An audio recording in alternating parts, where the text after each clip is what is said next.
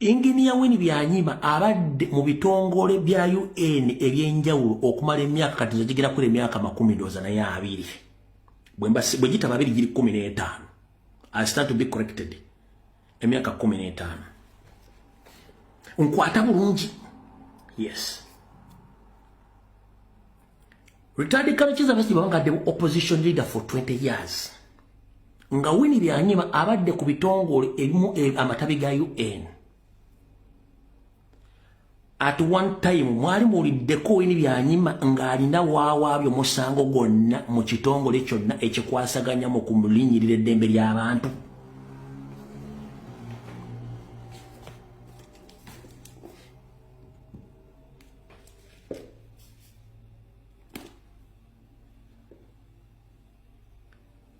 Wali owuliddeko Winnie Byanyima mu myaka gy'abbawe gy'abadde ng'opposition leader ng'akozesezza ofiisi ze ennene z'abaddemu ng'awaabidde Museveni nti atulugunya Besigye oba atulugunya bakulembeze ba FDC oba mwalabayo demonstration yonna across the globe ng'edimandinga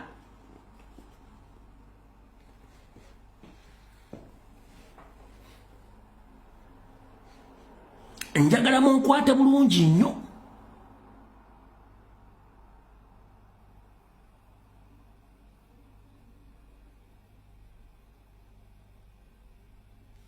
No, since 2019, tubadde mu demonstrations across the globe nga tuwandiika amabaluwa ku level yonna nga tetulina representative yonna mu UN nga tukosa ba chapter leaders n'abalala ne ba lobbyist abantu bali mu diaspora bakooye nkubuuza ku myaka 2 Besigye abadde opposition leader Winnie Byanyima nga ali ku matabi agamu aga UN nga mukulu nga Museveni yamuwandiikira ebbaluwa ofuna emirimu yali awandiikiddeko ekitongole kyonna ng'akondeeminga brutality eyali mu Uganda oba ekitongole kyonna ng'akondeeminga human rights abuses mu Uganda.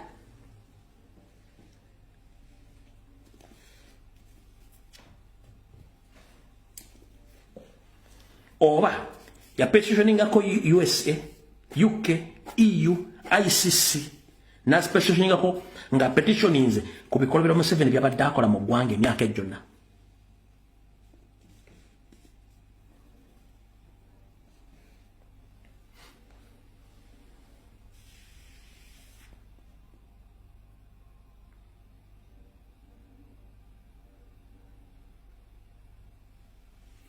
Tekibangawo.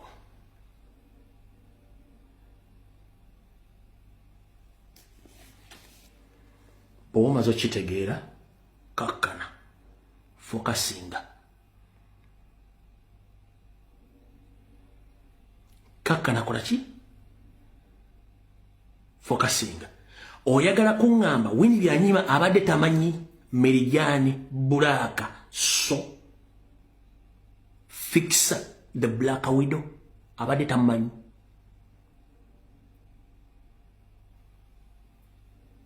obadde oyagala kuŋŋamba nti Winnie Byanyima tamanyi Madivani atwala obwakabaka bw'Obungereza bwonna nga ambassador wa Uganda nga mukyala muyindi abadde tamanyi Winnie abadde tamanyi bambega bonna abadde bakolya Museveni ku international balobist abadde tabamanyi.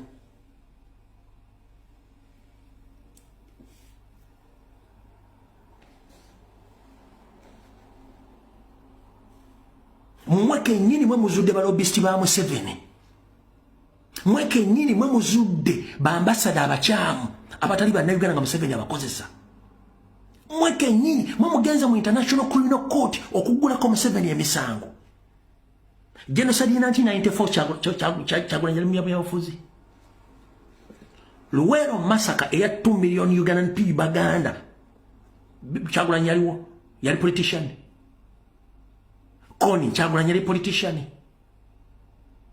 Kasese massacre Kyagulanyi yali politician although he was there Chiwetere Kyagulanyi yali politician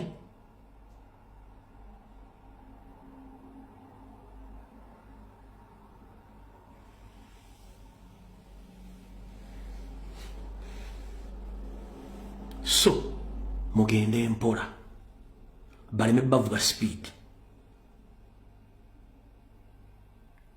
era tebakuza mbibozi musimanyi Nuupu tekolagana opposition ki wano wenjagalira onkwatira omuntu opposition ki yandibadde akolagana nayo opposition ki mboye kimututemu NRM mbukyagulanya agana okuorganizinga opposition ki gyandi organizinze nga DP Museveni mau yagimajinga ne NRM nkuwa facts kyagulanya organizing opposition ki nga DP yamajinga ne NRM Kyagulanyi organizing opposition ki nga FDC yamajinga ne NRM Kyagulanyi organizing opposition ki nga benyini balwana ne Kyagulanyi nga bagala kusanya ukibiina kye nga ne mu parliament bakutuka kulonda buli omu atawagira government opposition yagala organizing mwagala banaze bigere abafuwe matu abasaleko nviri abakoleki mweke nyini mwagamba Kyagulanyi simu na byabufuzi mbwera tasobola abulamu abali machuwa nga muli ba politician mwakola wochi so tewamuntu ye nakusiriwaza mbya aganye okukola ki musimanya gano ko ajo muli bana kawedde mudda bamubuzize ebbanga eryo lyonna lyobaddeyo n'omulimu gwe wali okola eyo mu UN President Yoweri Kaguta Museveni nti yali kurecommendinga nti wali ovuddeyoko oba nti kwekalakasa n'oteekawo embeera oba nti n'obaako kyokolawo naawe okuloopa eyo nti tewali so mbulwaki essaawa yakakati jjukira nnaku lwabadde lwa yesterday abaddewo kubanga basabira Dr. Kanukiza Besigye wali Rubaga naye munnange gye byagweredde mbu President Yoweri Kaguta Museveni yakutte essimu n'akubira Ssaabasumba direct n'amugamba nti nedda yimiriza omukolo ogwo oba function era twalabyeko wino buyanyuma nga awanda muliro kyekiviiriddeko ono naye ndowooza okuba nga amujjukiza bino byebaddewo President Museveni yakubidde Archbishop Paul Semwogerere n'amulagira asazeemu mass oba okusaba okwabadde Rubaga Cathedral okwokusabira Dr. Besigye yabadde omutwe omukulu ne ba political prisoners abalala abakwatibwa olw'ensonga z'ebyobufuzi. Now bino ebigambo byayogeddwa mukyala wa Dr. Besigye mukyala ayitibwa Winnie Byanyima n'agamba nti Archbishop yamukubidde essimu n'amugamba nti President Museveni yamukubidde essimu direct ng'amulagira okusazaamu bunnambiro okusaba okwabadde kugendereddwamu okusabira Dr. Besigye nga wembi kunnyonnyodde n'amugamba bakupostponinge bakwongezeeyo mu maaso until further notice paka nga ye asoose n'anoonyereza n'alaba ekituufu ekikulimu kubanga ye yakulabye President Museveni nga kuli political okugendereddwamu okubeera nga bavumaganya gavumenti eya Uganda gyakulembera. Naw guno si gwe mulundi ogusoose abakulembeze naddala aba Uganda okufuna clash oba okufuna obutakkaanya n'abakulembeze b'amaddiini era ebiseera ebisinga kitera n'okuleetawo oluusi okufa mu bo. Now mu 1977 Idi Amin yali president field marshal wa Uganda ebiseera ebyo yafuna obutakkaanya ne yali Archbishop Janan Luumu era oluvannyuma n'amutta newankubadde nga in the first place Amin ye yagamba nti ono yali yafuna akabenje mu mmotoka era mu kumutta yamuttirako ne ba ministers abalala babiri nga kye yali ayagala kupanga nti kugamba nti bano bafiiridde mu mmotoka wabula Amin yali ateebereza Archbishop Janan Luumu okubeera nga yali yeekobaana n'abasirikale b'Obote wakati mu kubaterekera ebyokulwanyisa basobole okubeera nga bastaginga ku oba olutalo ku gavumenti basobole okugisuula bagiwambe era kigambibwa nti newankubadde baali bastaginzeewo ebyokugamba nti yafa kabenje wabula abantu abamulabako bagamba nti bamusanga n'ebituli by'amasasi mu mubiri nga n'ekimu kyali mu mutwe nga kiraga nti yamukuba yateeka emmundu mu kamwa n'amukuba essasi mu kamwa. So mu 1982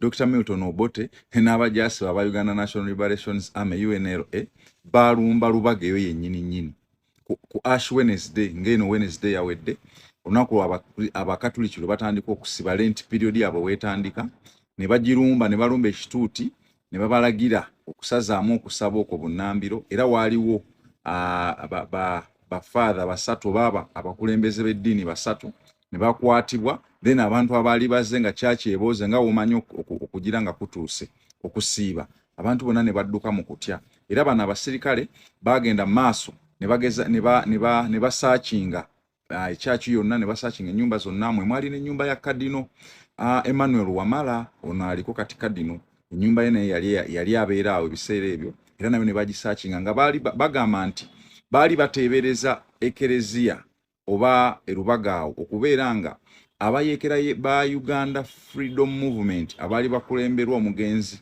Andrew Takome Kayiiro okubeera nga baali nga basinziira okukola ennumba ku magye g'Obote ga UNRA. Jukira bakugamba eggulo limu ku Tuesday, jukira bano balumba ekereziya ku Wednesday, Ash Wednesday. Eggulo limu ku Tuesday abajaasi oba abasirikale oba abayeekera aba UFM abaali bakulemberwa Kayiira balumba abajaasi b'Obote mu Lubiri Emmenga awo ne babakuba era batebereza okuba nga battawa baali basoba ne 200. Naye bagamba nti bagenda okunoonyereza abasajja b'Obote nga bagamba nti bano ennumba baalinga nga bazipangira ku ekereziya Rubaga. Bano kyabaleetera okulumbawo era ne bakwatawo Reverend basatu sako n'okusaakingawo ne basazaamu ne maaso eyali eyalen. So okubukubagano wakati w'abakulembeze ba Uganda n'abakulembeze b'eddiini buzenga bubeerawo naye ng'ebiseera ebisinga buva ku byabufuzi nga abakulembeze bagamba nti bano beeyingiza mu byobufuzi ng'ate ne bano bagamba nga bba baliyo IBM oyo tebateekeddwa kusirika busirisi kati ejjana ni luwumu yafanga mata era bagamba y'omu ku ba 20th century mata n'ekibumbe kye kiri mu London mu Westminster ekibumbe kye gye kiri era bamuselebratinga nga mata bagamba yafiiririra ddiini. So bano nabo baba bagamba tebateekeddwa kusirika nga abakulembeze b'eddiini nga balaba abakulembeze bano ab'ensi balina bye bakola ebitateredde. So nga ate abamu basalawo ne basirika ne bagamba waayi katutaase obulamu abala ne bagendera ku ntoli z'abakulembeze abagaana ebiseera ebisinga bamanyi n'okutti. Yo Catholic Church sibasanyufu ne Ssekakiti bagamba nti ayitirizza okubanga abalumba oba mujjukira yali last year abantu bwe batambulira okugenda e Namugongo Mother's Day. Seeka yayogera n'agamba nti kyewuunyisa abantu okutambula ng'ebigere mbu bagenda kusinza ebifaananyi era ekintu ekyo yakivumirira nnyo. Ku mulundi guno yagambye nti abakatoliki bali kusiiba naye basiibira watermelon era ekigambo ekyo tekyasanyusizza abakatoliki ne bamugamba aveeyo yeetonde mbu basiba watermelon ate ne basinza ebifaananyi. Ekigambo ekyo kyasanyusizza Catholic Church era ne bamusaba aveeyo yeetonde. Nga tuvudde olunaku lwaleero musajja mukulu Isaac Katende abasinga obungi gwe tumanyi nga Kasuku ali mu kujaguza mazaalibwa ge era munnange yakedde omukyalo omuyimbiramu akayimba aka happy birthday ng'ali ku keeke ye munnange ng'asala. Happy birthday to you. Happy birthday to you. Happy birthday, dear sweetheart. Happy birthday to you. Yes. How old? How old are you?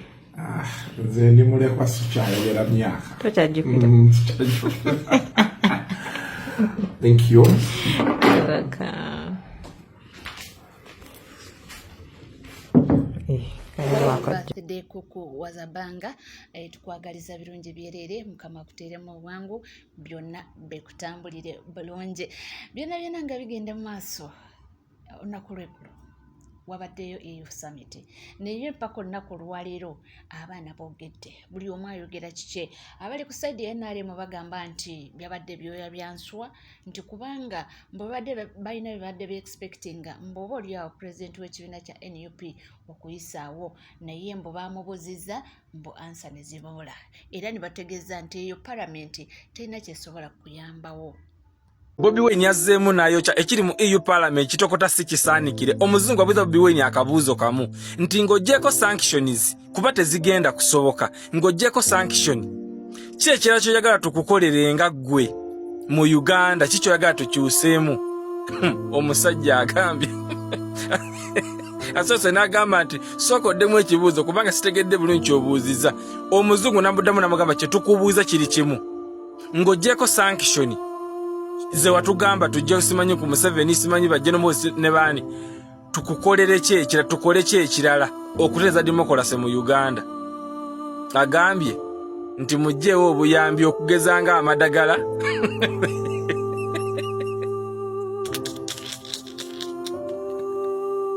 Wala wadai Bobi Wine. Anayenza ono omwana asanyusa n'okuzanyusa sibulinze na kukyaba ne ziri saawa nnya.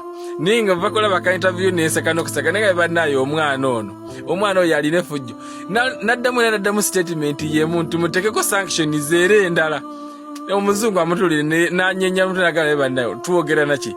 Ekisinze okunsesa mu byonna kwe kubanga omuzungu abali kogane Bobi Wine ate tamanyi Bobi Wine erinnya ate kyo kinkubye wala nnyo. Njya ku nsonga yemu yennyini ono naye n'avaayo okubanga awa endowooza ife tuliyo okubanga tuba tusaako endowooza z'abantu tebiba bigambo byaffe nange gwe owuliriza n'onalayizinga naawe n'ogamba nti kino kibadde kituufu oba onaalimba. Abazungu baatabukidde Kyagulanyi twakugamba n'olowooza nti tuzannya. Omuzungu yabuuzizza Kyagulanyi nti bw'oba ogamba nti famire yo yali mu buwambe mukyalawo n'abaana bali luddawa. Kyagulanyi ne gamumyuka. Jjukira abazungu baba bakozedde okunoonyereza ne bamugamba watugamba nti abasirikale ewuwo gye balya breakfast bagiriira wakaawo ekyemisana n'ekyeggulo ekitegeeza nti tebavaawo. Mukyalawo n'abaana baayitawa. Kyagulanyi ne gamumyuka. Kyagulanyi ne bamubuuza nti gwe wayitawa passport gy'olina ya ggwanga kinti Uganda. Wasobola otya okufuluma Uganda? Airport ki gye wakozesa mu East Africa neeba nga tebasobola kukwata? Kyagulanyi ne gamumyuka. Twabagamba wano nti abazungu munnaye si basiru nga ffe kuba kati ffe leka tufuuka abasiru kubanga Kyagulanyi yeesiza abazungu. Tutera okunyumyamu n'omukulu mindset ababeerako ku lives zaffe. Omusajja oyo atera okukozesa statements zino wammanga nti omuzungu ye muntu akuwa omuguwa n'oyimirira katebe ng'akuwadde omuguwa n'oguteeka mu bulago n'ogunywezanywezaamuko awo ng'atandika okubuuza ebibuuzo kye tutegeeza. N'akubuuza ebibuuzo nodde n'akwongera kati nga juzi bwe bamubuuza nti Uganda erimu constituency mmeka. N'abagamba 5 nti wawangulako mmeka. Yagamba anamumeka. Omuzungu alabira ddala nga totegeera. Kati gwego omuguwa gwabeera akuwadde ne weetuga. Ogenda okumala ekibuuzo ekyokunanga weetuze dda ajjawo akatebe ako ne weetuga. Mutubuulire mu Uganda bleeding. Kyagulanyi yayisaawo abaana be, yayisaawo mukyala we. Mugenda tuga nti oyo Kyagulanyi mugezi nnyo gavumenti yali temusobola. Nedda, tewali yali amunoonya. Ekyo kyandibakakasizza nti tewali yali amunoonya. Ne bwe yandiyagadde okuba olukuŋŋaana nti bamuwerekere ku airport afulume eggwanga Uganda yandirukubye, tewali yali amunoonya. So mugira mwesiga abazungu. Ekinnuma nti abantu basindikiriza ku bintu bino eby'abazungu bali Bulaaya. Kyovula nti ffe tuli banjawulo era mwe ababeere ne mwogera Jenny oyogerera e Bulaaya komawo wano biki byenjogera nga njogerera Bulaaya. Nkugambyeko nti genda weekalakasi. Nkugambyeko nti kwata abasirikale obakube. Nkugambyeko nti simanyi sanja gabuli gwosanze. No, because siri ku ground. Ne kungamba otya nti Lumbuye ali ettake nti niono Kiseka ali South Africa nti Half London ali South Africa akugaye nti genda lumba. Timubakube nammwe ne mugenda temutegeera. Nze sisobola kukutuma.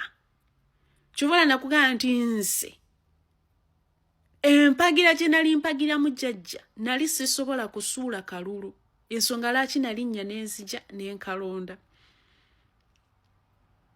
n'enkakuuma saakabala saakabala ate saakabanja.